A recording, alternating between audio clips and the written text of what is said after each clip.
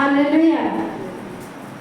जैसे जैसे हम प्रभु की हुजूरी में बढ़ते हैं, प्रभु के अभिषेक में बढ़ते हैं, तो परमेश्वर का मसा हमें बढ़ता जाता है। हमारे सब काम, हमारी सब बातें जो हम चाहते हैं वो पूरा होना शुरू हो जाती है। जब हम परमेश्वर के वचन के अनुसार हर एक काम को करते हैं, तो परमेश्वर कहता तुम्हारे लिए जो कुछ तुम मांगते हो तुम्हारे लिए हो जाएगा। जितनी भी हमारे मन के मनोरथ है, हमारी मन की बातें हैं, हमारे मन की कल्पनाएं हैं, परमेश्वर का वचन कहता है कि मैं उनको पूरे करने की सामर्थ्य रखता हूँ। हालेलुया। तो वो तब भी सामर्थ्य प्रभु हमारे लिए रखता है जब भी हम परमेश्वर के वचन के अनुसार हर एक काम को करते हैं, उसके वचन को पूरा करते हुए हम चलते हैं, तो परमेश्वर हमारे जीवन में तब भी उन बातों को पूरा करता है जो हम चाहते हैं। तो ऐसे हमारे जीवन में बहुत सारी ऐसी परिस्थितियाँ आती, बहुत सारी ऐसी मुश्किलें आती हैं कि हम कई बार डगमगा जाते हैं कि हम क्या करें, हम कैसे करें। तो परमेश्वर का वचन कहता है कि परमेश्वर की जो विधवा थी, एक जो शारपत की विधवा थी, उसके जीवन में भी ऐसी बातें आई, उसके जीवन में भी कठिनाइयाँ आई, लेकिन वो क्या स्थिर रही। उसने नहीं कहा मैं उस देश में चली जाऊँ वहाँ पर राशन होगा, उस देश में चली जाऊँ मैं वहाँ पर राशन होगा, नहीं, लेकिन वो स्थिर रही अपने ही घर में, अपने ही गांव में, अपने ही नगर में क्या स्थिर रही। तो ऐसे ही जब परमेश्वर के दास के द्वारा उसको ब्लेस किया गया, तो परमेश्वर के दास को उसने नहीं बुलाया, लेकिन परमेश्वर के दास को परमेश्वर ने भेजा कि जा उस देश में जहाँ पर भूख नंगी पड़ रही, अकाल पड़ा, वहाँ पर जा। तो सोचो अगर हम कहें कि हमने परमेश्वर के दास को बुलाना हो, जब कुछ भी बात हो, तो हमारे जीवन में बहुत सारी ऐसी बातें आती हैं। हम पहले ऐसा कर लें, पहले सारा कुछ सेटल कर लें, सब कुछ सामान ले आए, सब कुछ बातें, लेकिन उसको ऐसा मौका नहीं मिला। आज हमारे पास बहुत समय है कि हम सब बातों को पूरा करने के बाद मैंने को बुला सकते, परमेश्वर के दास को अपने घर में बुला सकते हैं। हो सकता है उसके घर आने से, हमारे जीवन से वो जो बंधन टूट नहीं रहा, जो प्रॉब्लम, जो छोटी छोटी प्रॉब्लम है वो नहीं जा रही, हो सकता है उसके कदम रखने से वो सारे बंधन टूट जाए। जैसे एलिया शारपत की विधवा के घर में पहुंचा, तो उसकी गरीबी के उसके घर में आटा नहीं था, चावल नहीं थे, कुछ भी नहीं था, सिर्फ इतना सा आटा, मुट्ठी भर, और कुप्पी में थोड़ा सा तेल। तो जैसे ही उसने कदम रखा तो उसकी सारी प्रॉब्लम क्या टूट गई, सारे बंधन टूट गए। आज हम कहते हैं कि हमें बहुत तंगी हो, बहुत प्रॉब्लम है, बहुत समस्या है, तो परमेश्वर का वचन कहता है जब तंगी होती है तो तंगी टूटने का समय जल्दी आता है। जैसे तंगी नहीं आएगी तो हम कैसे कहेंगे कि प्रभु मुझे ऐसा ऐसा ऐसा, कैसे हम प्रेम में बढ़ेंगे, कैसे हम उपवास में बढ़ेंगे। तो जब दुख मुसीबत आती है तो वो हमें सिखाने के लिए ही होती है कि परमेश्वर चाहता है मेरी बेटी, मेरा बेटा जो ऐसा सोच रहा है मन में, वो ऐसा करे, ऐसी बात को करे, ऐसे काम को करे, ऐसे प्रेयर करे, ऐसे उपवास रखे प्रेयर करे, ऐसे बाइबल पढ़े, तो मैं उसकी तंगी को तोड़ूं। प्रभु जानता है अगर हम किसी दुख की वजह से, या प्रॉब्लम की वजह से मेहनत को घर नहीं उतार पा रहे, तो वो तंगी हो सकता है आप ही के कारण हो। ये मत सोचो कि जगह नहीं, कुछ नहीं, बात नहीं, ऐसी बात नहीं सोचनी, उसको जस्ट अपने मन में जगह दो, परमेश्वर मेरे जीवन में आए और मेरी ये तंगी को तोड़े। हो सकता वो तंगी टूट जाए मैनव गॉड के घराने से। हालेलुया। तो जैसे ही हम अगर ये शारपत की विधवा की तंगी को परमेश्वर ने तोड़ा, तो ऐसे ही अगर हम और भी बहुत सारी बाइबल में उदाहरण हैं, अगर हम देखें तो जो एक विधवा थी, कंगाल विधवा थी, जिसने अपनी 2 दमड़ियाँ थी, जो उसने बो दी, क्या उसकी तंगी नहीं टूटी? हालेलुया। उसकी तंगी टूटी, उसकी आज गवाही दी जाती है तो उसने नहीं रख छोड़ा, उसने नहीं कुछ भी सोचा कि मैं अपना कोई काम करूँगी, या मुझे जाना है, या मुझे कैसे दवाई लेनी है, या राशन लेना, नहीं सोचा। उसकी तंगी को परमेश्वर ने तोड़ा। हालेलुया। तो अगर हम प्रेरितों के काम में पढ़े तो जो परमेश्वर के चेले थे, जो कलीसिया में ऐसे लोग थे, वो अपनी भूमि को बेच कर परमेश्वर के कदमों में लाते थे, कि कहते थे कि हम परमेश्वर का राज्य निकट है। वो सोचते थे परमेश्वर का राज्य निकट है, हमें अब हमारी जो जमीन जायदाद है हम इसका क्या करेंगे। तो होना क्यों ना हो कि हम परमेश्वर के काम के लिए इस्तेमाल कर दें। तो क्या उन्होंने जब बोया तो क्या उनके पास कुछ नहीं बचा। उनकी तंगियों को परमेश्वर ने तोड़ा और किसी ने नहीं तोड़ा। हालेलुया। तो एक ऐसी मतलब उदाहरणाएं हैं कि उपवास रखने से भी हमारी तंगी टूटती, हमारी प्रेयर करने से भी तंगी टूटती, हमारी बाइबल पढ़ने से भी तंगी टूटती, हमारा परमेश्वर के दास के साथ मिलना, उसको घर उतारना भी तंगी टूटती है। हालेलुया। अगर हम एस्तर को देखें तो उसने इतने बंधन थे, उसकी सारी जाति को मार दिया जाना था। एस्तर पुस्तक जिन्होंने पढ़ी है उनको पता होगा कि उसने 3 डे नाइट की फास्टिंग रखी, उपवास किए, तो वो उसने अपने पूरे देश को बचा लिया। क्या हम उपवास करके अपनी तंगी को नहीं तोड़ सकते? क्या हम परमेश्वर में बढ़ने के लिए, जहाँ परमेश्वर के लिए चाहत रखने के लिए, प्रभु मैं तुझ में बढ़ूं, क्या हम ऐसी उपवास नहीं रख सकते? हम प्रभु के वचन में बढ़ने के लिए एक अलग से टाइम नियुक्त नहीं कर सकते? प्रेयर करने के लिए अलग से टाइम नियुक्त नहीं कर सकते हैं। अगर परमेश्वर हमसे प्यार करता है तो हम परमेश्वर से प्यार करते हैं। तो हमने अभी सॉन्ग सुना था कि 9 फल परमेश्वर जब हमें देता है, तो पहला जो है वो क्या है? प्रेम है। हो सकता है बाइबल पढ़ते हैं हम, लेकिन हम उस वचन को माइंड में नहीं रखते कि परमेश्वर ने क्या कहा। 9 फल जो है उनमें से सबसे पहला है कि प्रेम।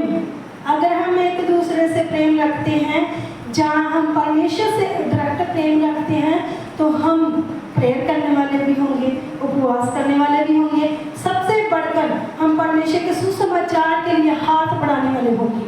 हालेलुया। क्योंकि परमेश्वर का वचन, जब चेलों ने ऐसा किया, चेलों के पास जब कलीसियाएं अपनी धन संपत्ति को बेचकर, जो तीमुथियुस नाम का व्यक्ति था, सबसे पहले उसने अपनी भूमि जो थी बेची, और बेच के परमेश्वर के दास के चरणों में रख दी। जितनी भी उसकी कीमत हुई थी, जितने पैसों में बेची, उसने परमेश्वर के दास के चरणों में रख दी।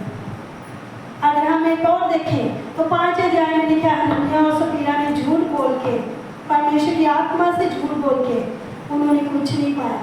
उन्होंने अपनी तंगी भी नहीं तोड़ी, और उन्होंने अपने मतलब जो बचाया था उसको खा भी नहीं पाए वो, कि उन्होंने रख छोड़ा ना। कहते थे कि इतने में ही बेची है, तो उसने परमेश्वर के दास के साथ झूठ बोला।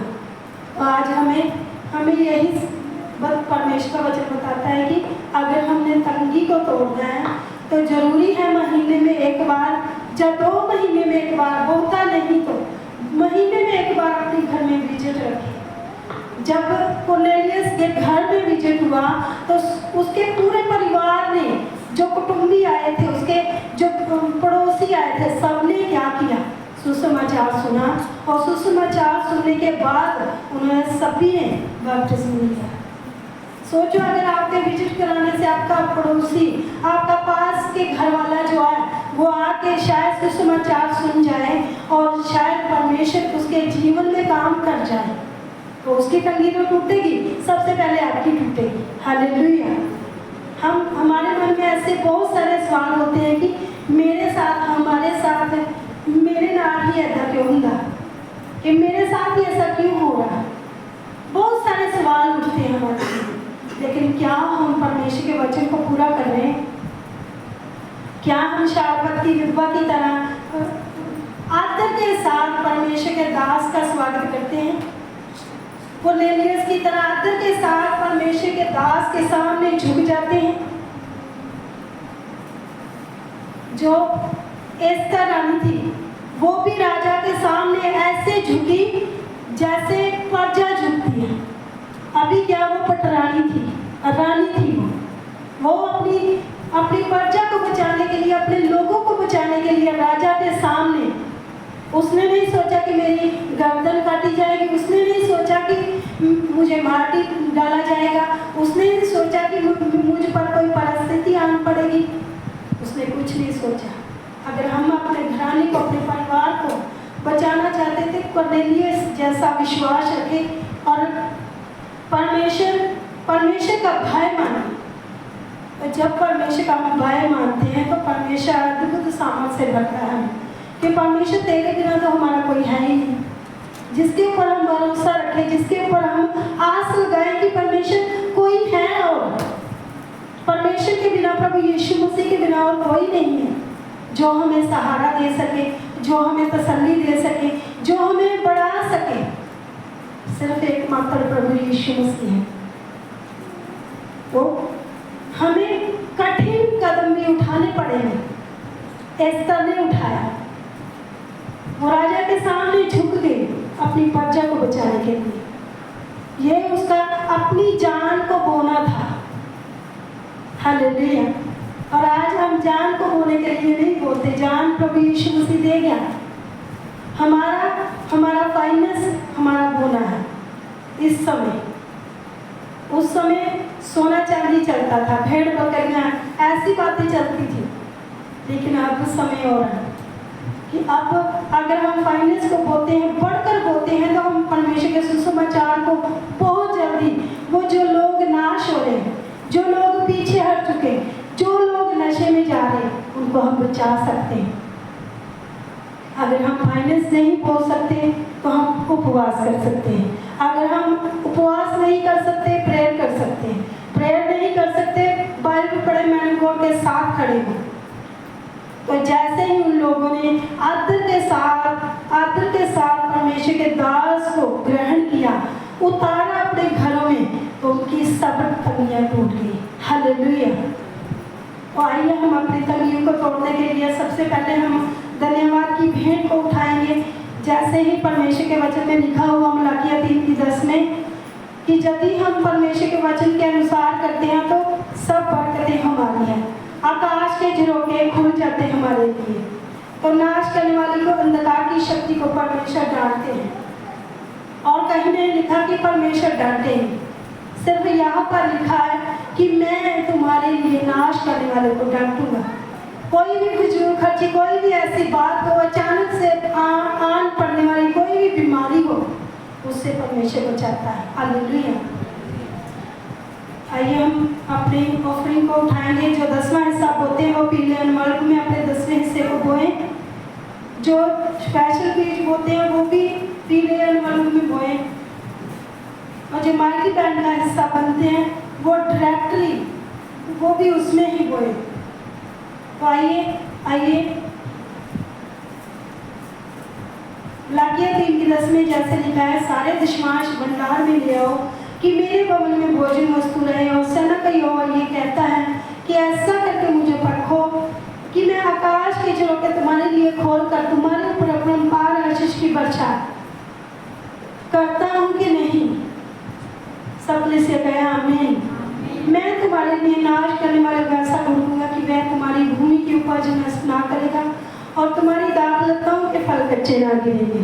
सबने से कहा आमीन। धन्यवाद मेरे सामर्थी पिता।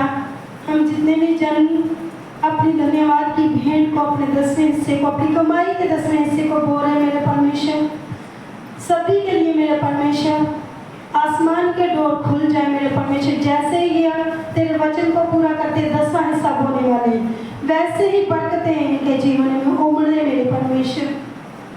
वो ब्लेसिंग इनके जीवन में दिखने पाए मेरे परमेश्वर। तेरा धन्यवाद मेरे परमेश्वर। जो धन्यवाद की भेंट तो बोल रहे मेरे परमेश्वर, तेरे काम के लिए, तेरे सुसमाचार के लिए मेरे परमेश्वर, उनके जीवन में वो 100 गुना फलों को लेकर आए मेरे परमेश्वर। इनके बटुए ब्लेस हो, उनके खेत हरे भरे रहे मेरे परमेश्वर। इनकी सब चीज़ें ब्लेस हो मेरे परमेश्वर, इनकी सेहतें ब्लेस हो मेरे परमेश्वर। तेरा धन्यवाद है। जब तेरे काम के लिए इस्तेमाल हो प्रभु, इन कामों को देखते हुए आप इन्हें ब्लेस करें मेरे परमेश्वर, आप इन्हें पे बैक करें मेरे परमेश्वर। तेरा धन्यवाद। सब भेंटों को, सब 10वें हिस्सों को ग्रहण करें मेरे परमेश्वर। तेरा धन्यवाद, धन्यवाद मेरे परमेश्वर, धन्यवाद के साथ प्रार्थना यीशु के नाम में, आमीन।